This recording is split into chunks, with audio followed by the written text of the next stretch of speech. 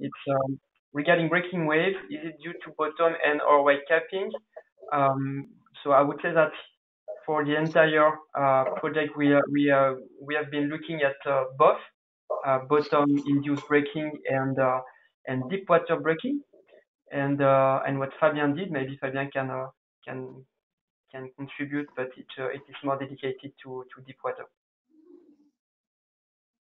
Yeah, sure. The presentation I give you, we developed the parameterization for deep water wave braking, so for wave capping, but a similar approach could be also applied in shallow water for depth-induced braking. The differences will be that the linear criterion for the braking should be depth dependent, but we didn't work on that for now.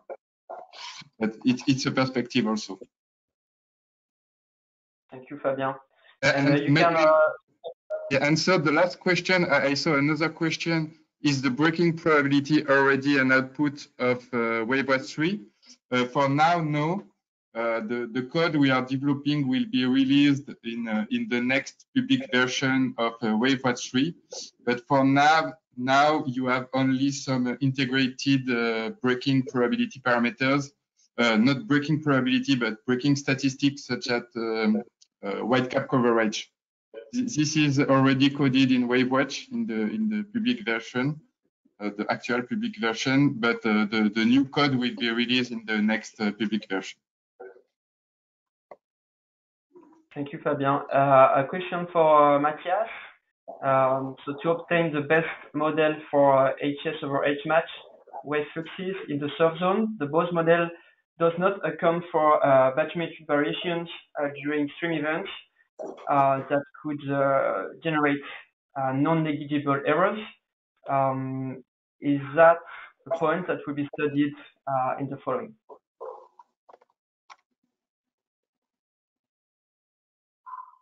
Okay, just sorry, Jean-François, can you please just repeat the end? The Bose model does not account. Yeah. Does not account for variation in the bathymetric. Can't you read the? Okay. Yeah. Okay, I understand. Maybe the question means the bottom variability in sandy areas. Yes. Yes. Okay. That's by Théophile Giraud. Okay. All right. Yeah. So indeed, the simulations that we perform does not include this any variability of the bottom. So it's a fixed bathymetry. So in the shallowest areas, in shallowest sandy area, for sure it can be a limitation. So for our case study, we mainly looked at waves in deeper areas that should be relatively deeper to the sediment transport closure depth. So we were typically looking at this higher than 20 meters. But yeah, if we have to look in shallower area where sand transport can be significant, and then where you can have significant modification in the bathymetry, this is an aspect that should be investigated for sure. We are currently working on it actually, but it's still ongoing work, and there is different strategy to do this. But as far as I know, not so far for long-term or realistic simulations. Thank you. You can ask more questions if you want to react to that or ask other questions on other topics. And okay, and maybe just to conclude on that questions, I would stress that the main result of the study presented by Matthias is more about the way we can use SAR images to estimate the wave field variability in the nearshore. But it's also a good question because as you could see, we did some sort of average of different situations of the SAR images that are supposed to be similar in terms of offshore wave conditions. And if the sound is moving between two situations, our hypothesis will break actually. So that's a very good point. Thank you, Théophile, for this question. Then the next one is from Théophile again. Are these results easily transferable to a floating offshore wind turbine? I'm not sure what results we are talking about, but If it's about the comparison between the symmetric and asymmetric wave solutions and the effect on the slamming loads, so we are working on it in the impact project, and of course the main difference here is that the mass or the wind turbine is moving relatively to the wave field, and it can also have tilt that can modify the angle between the mass and the free surface, and this can have effect on the slamming load magnitude. So that's the first point. And if it's about Lajimo experiments, as I mentioned, we are trying to implement the same kind of observations systems on the floating offshore wind turbine. So hopefully we will be able to reply to your questions within the next month. Okay. So other questions, considering slamming loads on the lighthouse, how to consider the resonant frequency of the structure, and whether I shook the lighthouse, I've shaken the lighthouse at a particular frequency. So yes, there is another study that was published by Denari and Fadi on the same wave event on the lighthouse that exploit in more detail the acceleration records, and that shows that it was shaking at a particular frequency that corresponds to the resonant frequency of the structure. So yes, it is vibrating at a very specific frequency, and they show that this frequency corresponds to a stiffness of the lighthouse that shows that it is still in good shape, so it will still survive several winters and hopefully decades of winters. But I can give you the reference if you need. So another question that again flagged for me, but if anyone wants to complement my reply, just feel free to jump in. So it's a Corinne. So the previous one was from Nelly Moulin, and this one is from Corinne Dubois. As a whole, I understood that the study focused on the area lambda at the vertical of the wave impact. Is it exact? Yes or no? Of course, the slamming loads are due to the portion of the wave that is vertical, but that's not the whole story. And then if yes, what would be the extent to the submarine area just below the sea level, which I can imagine is not totally neutral, let's say 1 meter under the lambda zone. Are these some similar study about this area? I think I will merge this question with other one that Corinne Dubois asked, and which is at which depth under sea level are we safe against breaking waves? So it is considering wave energy converters and tidal energy converters. So to that question, which seems is the same as the previous one, there is two answers. So the first one is that breaking waves induce turbulence in the water column. In shallow water, the turbulence can reach the bottom, especially in extreme conditions where we have plunging waves. And in deep water, the order of magnitude of the depth that is affected by the turbulence is the same as the total wave height. So if you have a breaking wave of 10 meters, you can feel the turbulence down to a depth of about 10 meters below mean sea level. But this is not the whole story. Actually, a breaking wave is a very steep and high wave in general, and it will generate orbital velocities, that is fluid motions that can be very strong regardless of the turbulence, and the depth over which this wave orbital velocity are strong is typically half the wavelength, so it can be very deep in some conditions over several tenths of meters. Okay. Then I have a question from Hélène Pinault. Is there any available computing code or tool to calculate the fully nonlinear crest shown by J.F. Filippo? I think you meant the extreme wave I showed that we capture from Lajimo.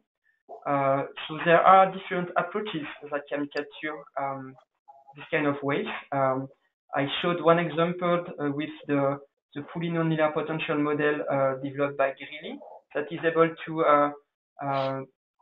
represent the overturning of the crest in 2D, but there is a 3D version that exists, and there are other approaches. And there are also approaches developed that were developed in the frame of the DAIL project by Papoutselis et al.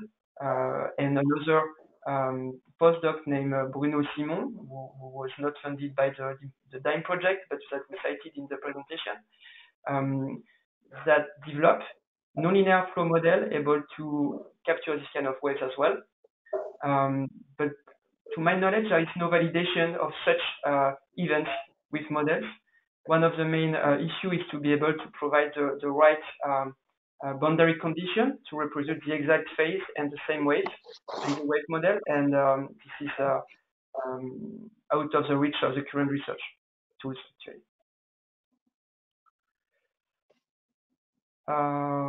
Okay, there is another one for Christophe from Frank Mazas. Can you read it? I can read it. I will read it and you can answer it. Okay. I can read it and you can answer if you want. Okay. Okay, let's do it. There are two questions actually. Okay, good. Thank you for this presentation. Two questions for Christophe. First, a comment on gamma parameter.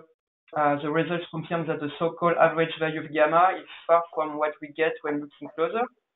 However, I wonder if the frequency discretization influences the results. Maybe you need a very fine frequency discretization for getting value close to 3. First question.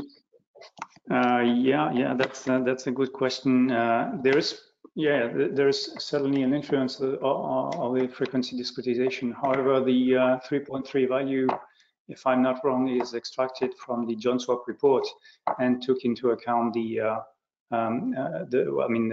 data set that was used for this assessment. Didn't focus only on the extreme sea states.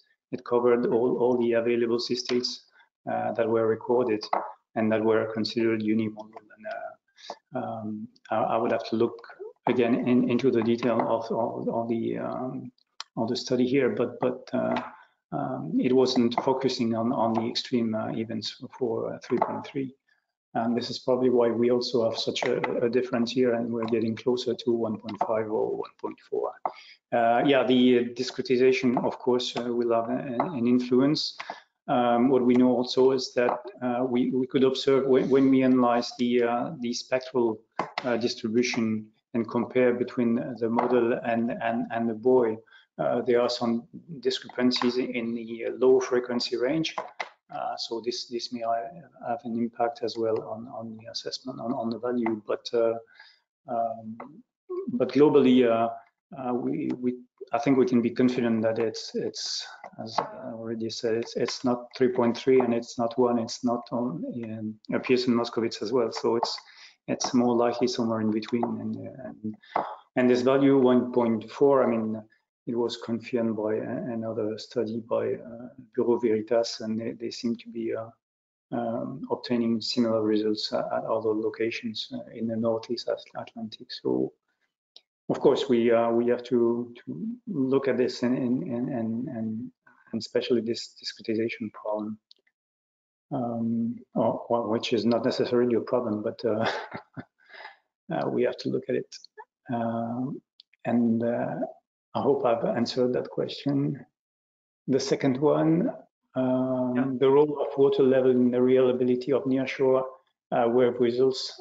Indeed, when comparing the sea level from home air with tide gauge measurement, huge discrepancies appeared with high waters too low and low waters too high. Any plan to improve this forcing in future versions of home air? Unfortunately, we've already started to work, and we almost finalized a new database, a new hindcast, and we've used the same approach of building the currents and water levels from harmonics of currents So I don't think we will have any improved results on that matter in our future database. It would be, however, really difficult to be able to recompute the water levels and currents at each location of the grid. I mean, we would have to run an hydrodynamic model and an oceanic model in parallel to the wave model, and that would be really costly. That's the main reason why we stick to the approach based on recomposition from harmonics. We are clearly aware of the fact that the water levels and currents, and especially in nearshore areas, are not as accurate as the one you can obtain from hydrodynamic models. But I mean, they are deemed of sufficient quality most of the time for the purpose here of evaluating the wave current interaction and its influence on the wave propagation. And to conclude these comments, I would also say that it's been made clear from the beginning in OMEA that since we hadn't had the opportunity to validate the model in really shallower water, shallower than, let's say, 20 meters, we always advise real caution when using these data sets in nearshore areas. And we will probably advise the same caution in the future database, in the future ANCAST. Okay, thank you, Christophe. There is another one. I think I will leave it to you as well, from Cyril Frolin.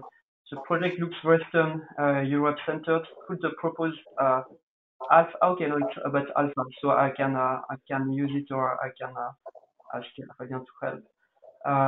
So the project looks Western Europe centered. Could the proposed value alpha equal 0.24 for modeling extreme sea states be extending for other regions, Northeast, East Coast USA, and either for other type of extreme condition like cyclone, or should be used for coast? That's a very interesting question. I would say that we did need to accumulate more observations of breaking waves in the North Sea or anywhere else to reply to that.